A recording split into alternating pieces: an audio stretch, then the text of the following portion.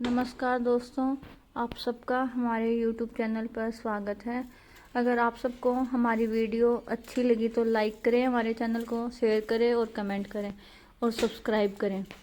आज मैं आप सबको बताने जा रही हूँ संतान सप्तमी की व्रत कथा के बारे में। ध्यान से सुनिएगा।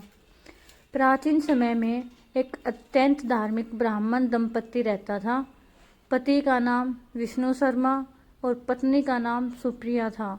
वे भगवान की उपासना, दान पुण्य और सत्कर्म में सदा लगे रहते थे, परंतु एक ही दुख उनकी जिंदगी में बना हुआ था।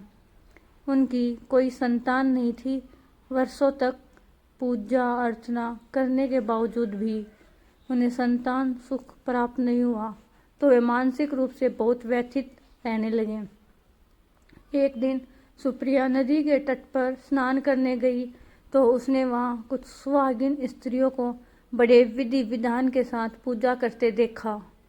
वे सभी सूर्य भगवान की आराधना कर रही थी और सप्तमी तिथि का व्रत कर रही थी।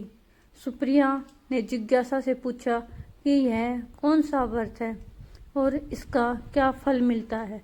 स्त्रियों ने बताया कि वह संतान सप्तमी का व्रत है, जो महिलाएं संतान प्राप्ति की कामना या संतान की रक्षा के लिए यह व्रत रखती है।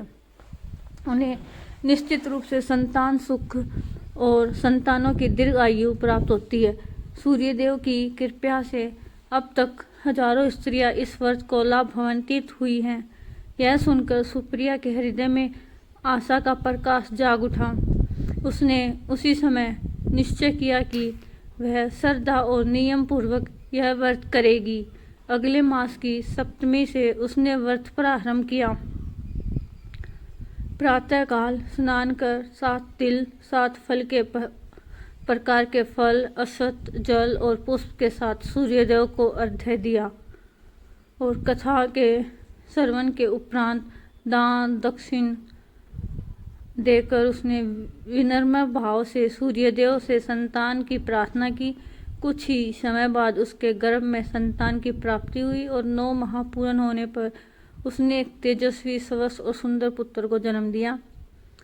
उस बच्चे का तेज और सौम्यता देखकर सभी ने उसे दिव्य वरदान माना। पुत्र बड़ा होकर आज्ञाकारी, गुणवान और कुल का मान बढ़ाने वाला बना। सुप्रिया और विष्णु शर्मा के जीवन भर सूर्यदेव की कृपा का स्मरण करते हुए पति पर संतान सप्तमी व्रत करना जारी रखा। तभी से यह माना जाता है कि जो स्त्री पूरे विश्वास और श्रद्धा से संतान सप्तमी का व्रत करती है उसे संतान की प्राप्ति होती है, और यदि संतान पहले से हो तो वह दीर्घ आयु, स्वस्थ और कुल की कीर्ति बढ़ाने वाली होती है।